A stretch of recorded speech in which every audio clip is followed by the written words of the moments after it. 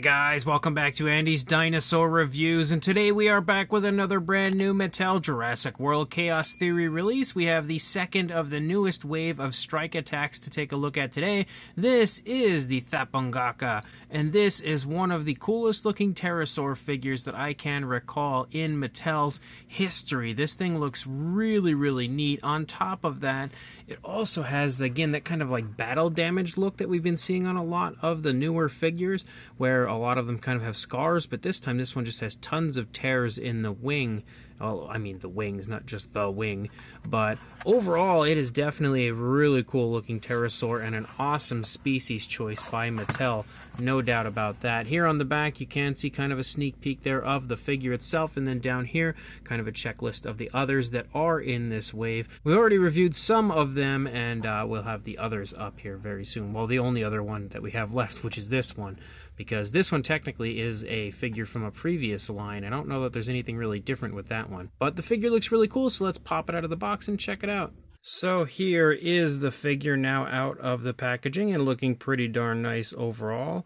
Again, it has a very cool look to it, and I actually really quite love the positioning of this one because you don't always see like the heads kind of upward like this on a lot of the Mattel pterosaurs.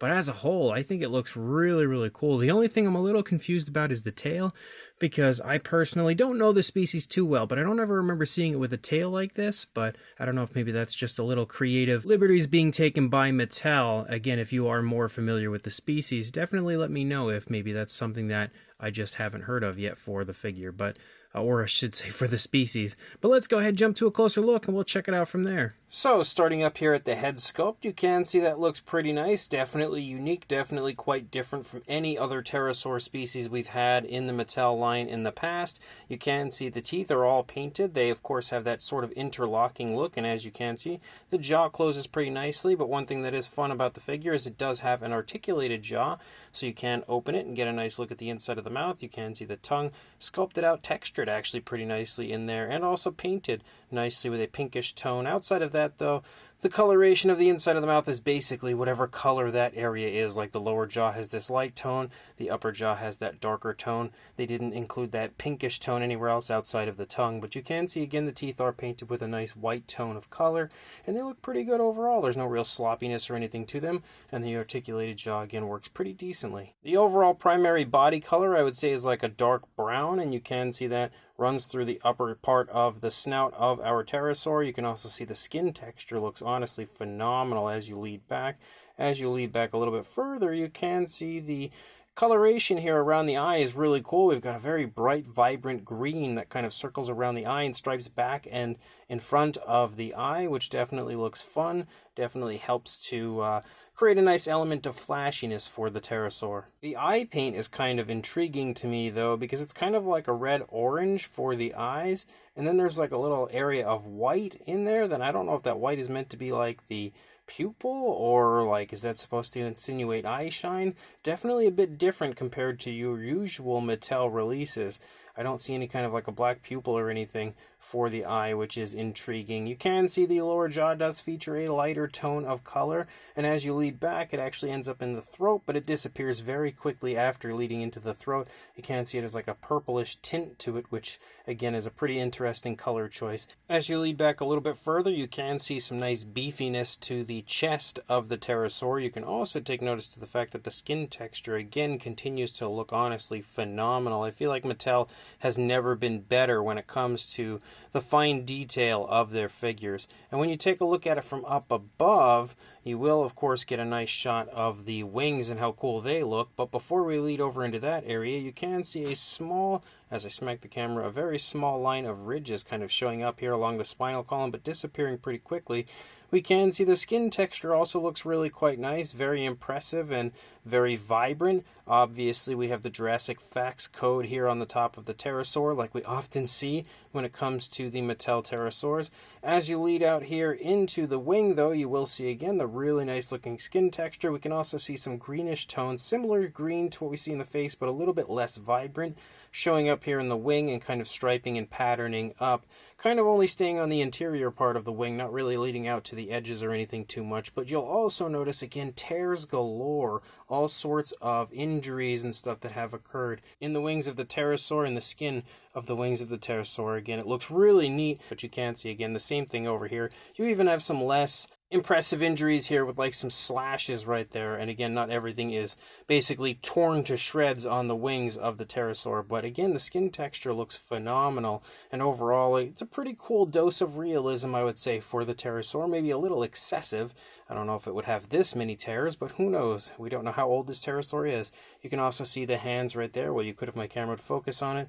Again, no painted nails or anything, but they're sculpted pretty decently. And then you lead out here into the tail. Again, the tail is that area where I was stating I don't really remember seeing any recreations of this pterosaur portrayed with a tail like this, but maybe I just haven't heard about it yet. However, it does look really cool, and again, we have that vibrant green like we saw up there on the face of the pterosaur, which looks really cool. You can see another little tear out here on the tail as well, and then again, you've also got the legs sculpted out there, which look pretty good. You can kind of make out some muscle definition there, and again, the toes sculpted pretty nicely. Unfortunately, no painted nails at all for the figure. But overall, it is a really quite nice sculpt. As far as articulation and everything goes, first of all, you do have the action feature, which is pretty much your standard when it comes to a pterosaur. You can see you basically push the tail down and it flaps the wings, which is, again, pretty much what you would expect for a pterosaur like this. Of course, you also have the articulated jaw, which we already saw. I don't know if there's any neck articulation. Nope, none at all. But then you do have leg articulation, which can go forward and back pretty nicely.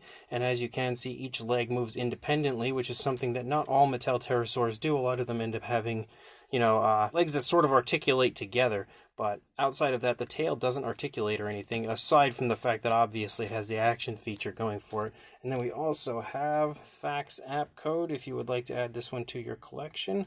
There you go. So overall, it is a very cool species choice from Mattel and a pretty darn nice looking figure. So as far as a size goes, I guess for a wingspan would probably be the best way to measure this pterosaur. You were looking at around 8 inches or a little over 20 centimeters.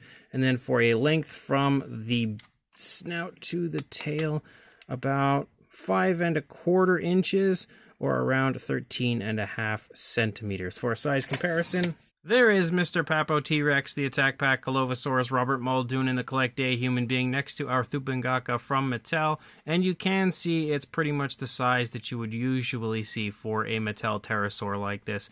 They don't normally stray too far from their standard size range when it comes to Mattel's pterosaurs in the, Strike Attack or Danger Pack line, somewhere in that vicinity. They're usually the same size, and you can definitely see that is the same case with this one. And then for one more example of that, you can see the recently released Sungaripterus, and obviously you can see again they're pretty much the same size. No huge difference in size between these two pterosaurs. Two really cool pterosaurs. I absolutely love the variety of pterosaur species Mattel is making nowadays, but not much in the way of a difference between sizes of either of these. So that means that pretty much when it comes to your usual, like the smaller pteranodons and stuff, it's going to be roughly the same size as this one. So I don't think we really need many more comparisons, any at all, honestly, because the pterosaurs are usually in the same similar size range. So this brand new Mattel Jurassic World Chaos Theory Strike Attack Thapunngaka is definitely a really cool figure, and it's another one of those instances where Mattel allows me the pleasure of adding a species to my collection that I did not have prior. Definitely really neat to have this insanely cool Australian pterosaur now entering my collection, and they did a great job on this one if you ask me, outside of maybe just a little bit going excessive when it comes to the rips and tears in the wings, but who knows what this pterosaur has been through. Maybe that's just what it looks like nowadays. But you can see again, sculpt-wise, it is really nicely done. Lots of very impressive fine detail, exceptionally vibrant fine detail throughout, capturing the likeness of the species pretty decently, again, outside of the fact that they've added in that tail that I've never seen before. But again, if I'm wrong about that, if you guys know more about the species and it does in fact have a tail like that, please let me know. I would love to know more about that. but I have never seen it with a tail like that. But it does look really neat, and it also allows, a little more color to it. And this one, paint-wise, is really nice, I think. Even though there's not a massive amount of color, it does kind of have color from head to tail, which is really nice. The only thing missing would have been nail paint, but I don't think we're really ever going to get that on pterosaurs, so not something that I was expecting. The articulation is also pretty decent. Again, everything seems to work okay. The only thing that's a little disappointing is the lack of articulation in the neck. I would have liked to have seen something there. Obviously, the lack of articulation in the tail, which there is kind of articulation there because it's part of the action feature, that makes sense. You can forgive that, lack of mobility there because it activates the action feature, but I would have really liked to have seen some form of articulation in the neck. It just would have been nice to have that. But overall, it is still a pretty darn cool pterosaur, and definitely an awesome new species we can all add to our collection. So if you are interested in grabbing this, head to your local Walmart. If it's not there now, it should be soon, and pick it up when you find it. And of course, like, comment, and subscribe, and I will see you in the next review. Thanks for watching.